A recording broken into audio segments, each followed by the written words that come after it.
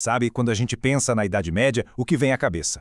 Castelos, cavaleiros, né? Aquela coisa meio de conto de fadas. Só que, por trás dessa imagem toda romântica, a realidade era bem, mas bem mais suja.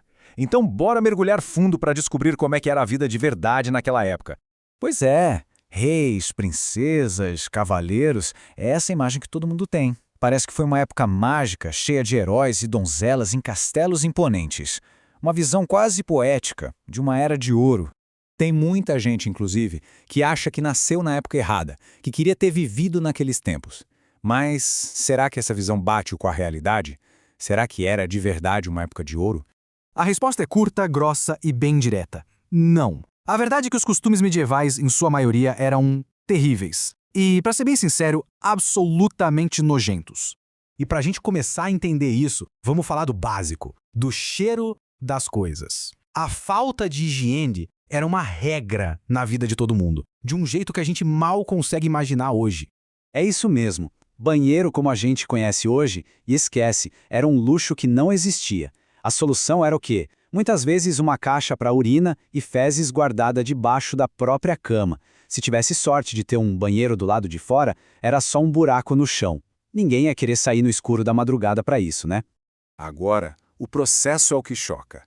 A rotina era simples. Usava o penico, guardava ali mesmo no quarto, e quando enchia, era só jogar tudo pela janela direto na rua. Dá para ter uma noção do cheiro que ficava, não só nas ruas, mas na cidade inteira. Era um esgoto a céu aberto. E o banho, então? Ah, o banho era um verdadeiro evento. E raro, tá? Pensa bem. Sem água encanada, era uma tina de água só para a família inteira. E tinha uma ordem, viu?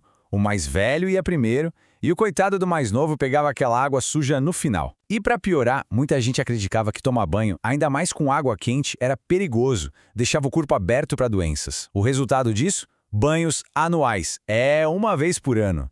Isso leva a uma curiosidade bem bizarra da cultura da época. Dizem que os casamentos eram populares em junho porque o banho anual acontecia em maio. Pelo menos assim, o cheiro dos noivos ainda estava, digamos, tolerável. O buquê da noiva também dava uma ajudinha para disfarçar qualquer odor desagradável. E para as mulheres, a coisa era ainda mais complicada. Sem nenhum dos produtos de hoje, a solução para a menstruação exigia muita criatividade. As mais cuidadosas usavam musgos enrolados em panos, mas muitas simplesmente não se preocupavam muito com o sangue, não. Bom, se a higiene já era assim, imagina a saúde. Era um verdadeiro campo minado. Vamos dar uma olhada agora nos tratamentos médicos para ver como a situação piorava. Olha, na próxima vez que der um medinho de ir ao dentista, é só lembrar disso aqui. Na Idade Média, dor de dente tinha uma solução: arrancar. E quem fazia o serviço? O barbeiro. A ferramenta? Um alicate, provavelmente enferrujado. E anestesia? Claro que não existia. Higiene bucal era um luxo. Muitas vezes era só tirar o resto de comida com a unha. A grande cura da época era a sangria.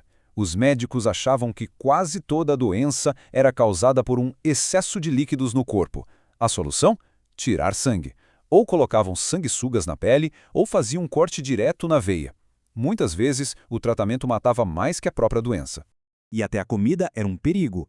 Como higiene não era o forte, era normal fazer pão com cereais velhos, mofados, e um fungo que dava nesses grãos, o esporão do centeio, podia causar não só doenças graves, como gangrena, mas também alucinações fortíssimas, muito parecidas com os efeitos do LSD. Imagina só.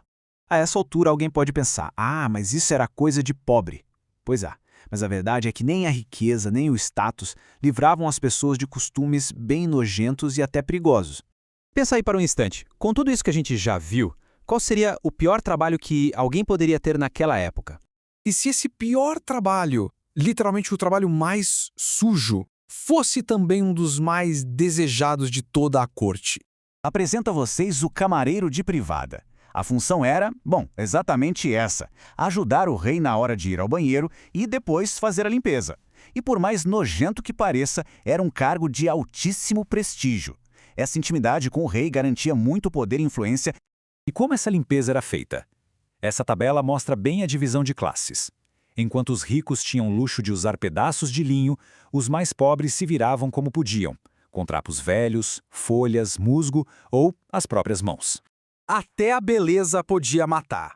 O padrão da época era ter a pele bem pálida, quase branca. Isso mostrava que a pessoa não precisava trabalhar no sol, era rica. E para conseguir esse visual, usavam cosméticos feitos de chumbo. O resultado? Envenenamento, danos terríveis na pele, queda de cabelo e, em muitos casos, a morte.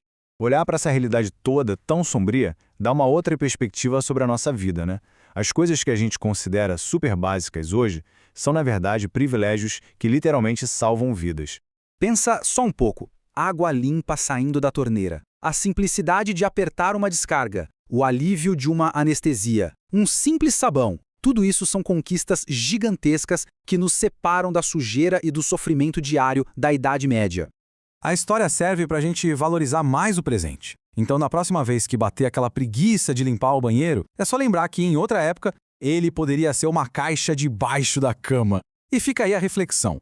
Será que a gente valoriza de verdade o conforto e a higiene que temos hoje em dia?